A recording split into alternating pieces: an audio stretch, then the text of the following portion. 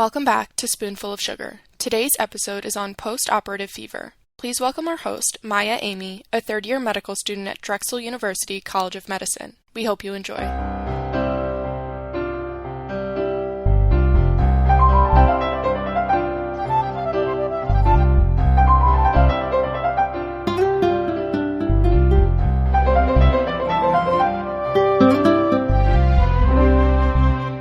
Hey future doctors, thanks for tuning in to Spoonful of Sugar, a podcast made for medical students by medical students to help the medicine go down.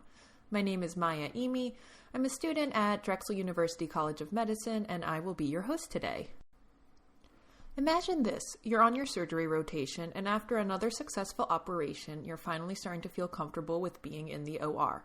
The operation went perfectly. The next morning, you're pre-rounding at 5 a.m. and you're surprised to see that your patient has a fever.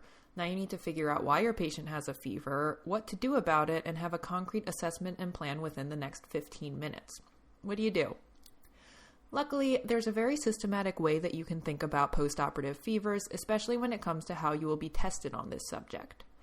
There's a key mnemonic here that we're going to be focusing on. It's the 5 W's: wind, water, walking, wound, wonder drugs. Again, that's wind, water, walking, wound, wonder drugs. During this podcast, we'll go into the details of the causes of fever, what your next step should be, as well as some extra causes outside of this mnemonic. So the best way to assess postoperative fever is based on the timeline of the fever. In this case that we just talked about, your patient that you had surgery yesterday, we know that they're post-op day 1. This puts them most at risk for the first W, which was wind, which is atelectasis. Atelectasis briefly is the collapse of lung tissue that leads to shortness of breath and decreased oxygenation as well as the fever. This condition commonly occurs following surgery because of reduced lung expansion. After surgery, patients tend to be in pain and they're taking shallow breaths, leading to them not adequately ventilating. The best treatment for atelectasis is actually to prevent it entirely by using incentive spirometry. And after it develops, actually, the treatment is still incentive spirometry that can be used to reverse it.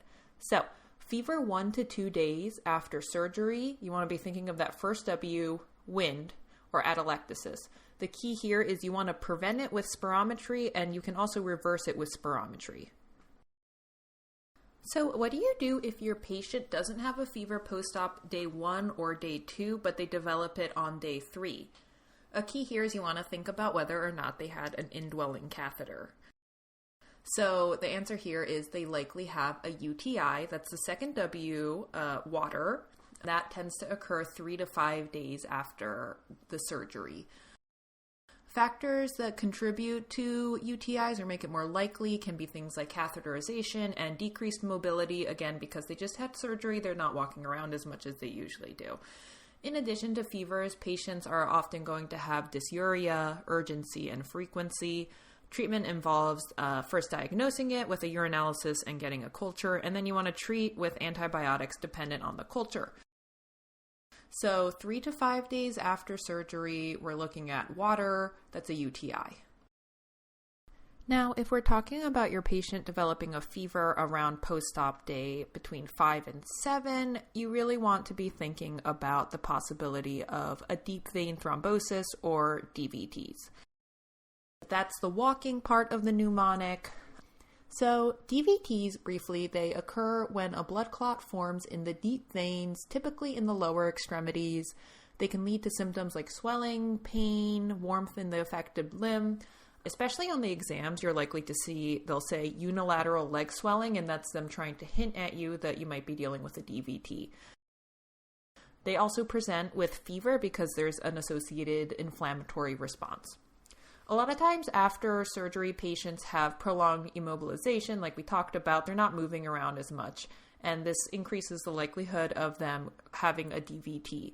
This is part of the reason that we encourage ambulation in post-surgical patients. You might see people say, oh, I'm going to go walk this patient, and that literally means they go and take them for a walk around the hospital just to make sure they're moving and decreasing the likelihood of DVTs. The primary goal in managing DVTs is prevention, kind of like atelectasis. It's better to prevent it than to treat it. And this is done through things like early mobilization, compression stockings, and prophylactic anticoagulation. If a DVT is suspected, you need to do confirmatory imaging first with an ultrasound. And then treatment involves anticoagulation therapy to prevent clot propagation and to reduce the risk of complications like a pulmonary embolism. One thing that I will note, just keep in mind that we don't usually administer something like TPA or a clot-busting agent at this point. For DVTs, we usually use an anticoagulant like heparin or factor Xa inhibitors that just work to inhibit coagulation instead of bust the clot. This just allows your body's fibrinolytic properties to remove the clot. Again, fever around 5 to 7 days post-op could be a sign of DVT. Keep an eye out for that unilateral leg swelling. Prevention is key. You want to make sure you get an ultrasound to check to see if they have a DVT and then treat this with anticoagulation. So far we've done wind, water, walking, and when your patient has a fever more than a week after surgery, it's time for the next W, and that's wound. So at days 5 to 10-ish, about a week after, it's time to be considering a surgical site infections. This is one of the most common infections following surgery, and it can lead to significant morbidity if not promptly diagnosed and treated. Surgical site infections, or SSIs, they're usually pretty easy to identify. The patient's going to have a lot of physical exam findings. The area is going to look infected. You're going to have that localized inflammation, erythema, warmth. Sometimes even you'll have purulent drainage from the surgical site. And the fever is the systemic involvement as well as due to leukocytosis. Risk factors for surgical site infections include things like surgical site contamination, prolonged operative time, and poor wound care. You'll see that some surgeries patients have prophylactic surgical antibiotics. If you suspect that your patient has a surgical site infection, first thing you want to do is you want to get a culture of the wound exudate, and potentially you might want to consider getting some imaging studies like an ultrasound if there's any concerns for an abscess. Treatment here is pretty straightforward. Antibiotics based on your culture. Depending on the severity of the wound infection, however, you might have to consider surgical debridement. So for fevers occurring in that 5 to 10 days post-surgery range, make sure you do a thorough physical exam, and you should find plenty of hints there, and keep surgical site infection on your differential. Remember, you want to treat surgical site infections with the antibiotic regimen, but keep in mind that if it is severe enough, they might need to go back for surgery. The last W we're going to talk about is wonder drugs. So if it's been over a week since the surgery and you have a febrile patient and you've ruled out everything we've talked about so far, you really want to be considering a drug-induced fever. There's various medications that can induce a fever, including antibiotics, antiepileptics, antipsychotics, and a whole bunch of other ones too. Sometimes fever is the only symptom, or it can also be accompanied by other signs of drug hypersensitivity, the typical things like a rash, eosinophilia, or even organ dysfunction. The diagnosis here is really a diagnosis of exclusion. You want to make sure that everything we talked about so far isn't the underlying cause, and then it really involves a lot of digging through the medication history and keeping an eye out for what medications were recently added to the patient's regimen. Once you've figured out that it's likely a drug-induced fever, you want to discontinue the suspected medications and consider using alternate agents if necessary. So we've talked about the causes of fevers from day 1 to over a week following surgery using the 5 W's mnemonic: wind, water, walking, wound, and wonder drug. But what happens when your patient has a fever right after surgery? And we're talking right after, like minutes to hours. So we're going to get into a little bonus content here about fevers that happen intra-op or within a few hours. I'll just do a brief overview of a couple of things that can cause that. So first off, patient could have a fever right after or even during surgery if they have an infection acquired prior to surgery. That's not typically something we think about, but keep that in mind. If they have a fever during surgery, it's possible that they acquired something ahead of time and it's just rearing its head now. Another option is malignant hyperthermia. This is a rare but life-threatening condition triggered by certain anesthetic agents. The most famous agent to cause this is succinylcholine. This can be seen intra-op or shortly post-op. Basically, it's a hypermetabolic response to the anesthetic agent, and the patient is going to present with muscle rigidity, tachycardia, metabolic acidosis, and, as the name suggests, fever. If this is thought to be the case, the offending agents should be promptly discontinued, and the patient gets dantrolene. So, what if the patient is having a fever intra-op or immediately post-op, and there's a bit of a complication during surgery, and they lost more blood than expected? I hope you're thinking about a transfusion reaction. So, most often this is going to be febrile non-hemolytic transfusion reactions. There's a lot about transfusion reactions, and I do encourage you to go learn about those. I am not going to get into the different types of transfusion reactions right now, but briefly what happens in the case of the febrile non-hemolytic transfusion reaction is that there's an accumulation of cytokines in the stored blood component, and when the patient receives the blood, the host body's antibodies react against the donor blood and causes this febrile response. This happens pretty quickly. It can happen during transfusion, but you can see it up to 1 to 4 hours after. So that's why you can see it both intra-op and in that post-op, immediate post-op period. The treatment here is really just immediately stop the transfusion. And if you have a question that's asking about what should this patient consider be done in the future to avoid this, you can consider using leukocyte-reduced blood products for future transfusions for this patient.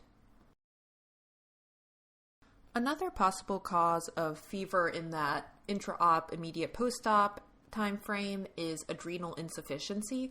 So surgery is very stressful for the body, and in patients with adrenal insufficiency, the patient may not produce enough adrenal hormones to adequately address the stress that their body is going through during surgery. And this leads to things like fatigue, hypotension, and again, fever. So in question stems about this, they are usually very good about making sure that they put in descriptions of the patient that point you towards adrenal insufficiency. So these are patients that are classically going to have things like hyperpigmentation. Questions love mentioning hyperpigmentation. They can also have hypotension, recent weight loss. Just they'll throw in little tidbits of extra information to show that this patient has baseline adrenal insufficiency. So in the case that you have that fever and you have in the question stem, oh, this patient has some things that suggest that they might have adrenal insufficiency, you want to be considering just adrenal insufficiency leading to this febrile response.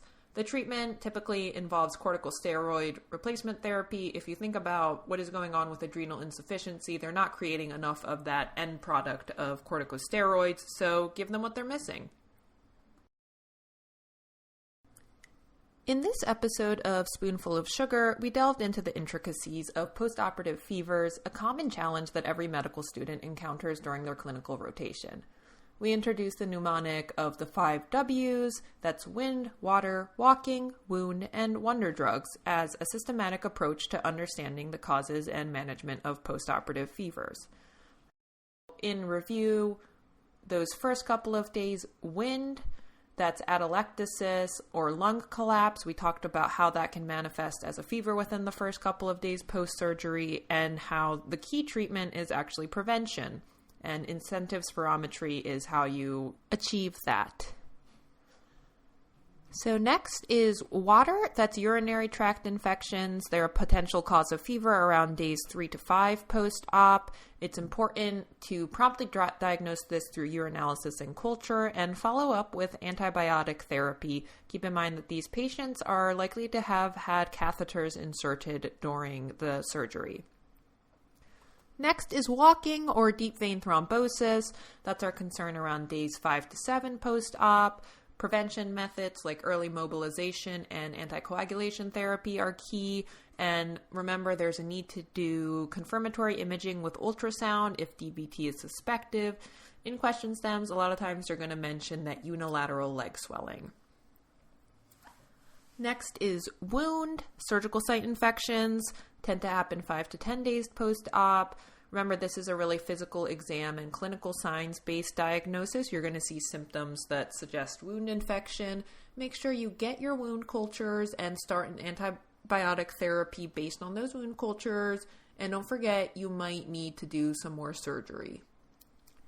And then wonder drugs, that's the kind of diagnosis of exclusion. Review medication history. Usually this will be a new medication that has been added during the hospital course. Make sure you remove that and give an appropriate substitute medication. And then we wrapped up with a few rapid fire reviews of potential causes of fever in that intra-op / immediately post-op time frame. And this included things like infection acquired prior to surgery, malignant hyperthermia, transfusion reactions, and adrenal insufficiency. Thank you for joining us on this episode of Spoonful of Sugar. Remember, when faced with a postoperative fever, a systematic approach coupled with the clinical picture is key to providing optimal care. Stay tuned for more episodes designed to help the medicine go down. If you found this episode helpful, please subscribe to our podcast or visit our website at spoonfulofsugar.org for further resources and to engage with our community. Until next time, keep studying hard, and remember, Spoonful of Sugar is here to help you navigate your medical journey.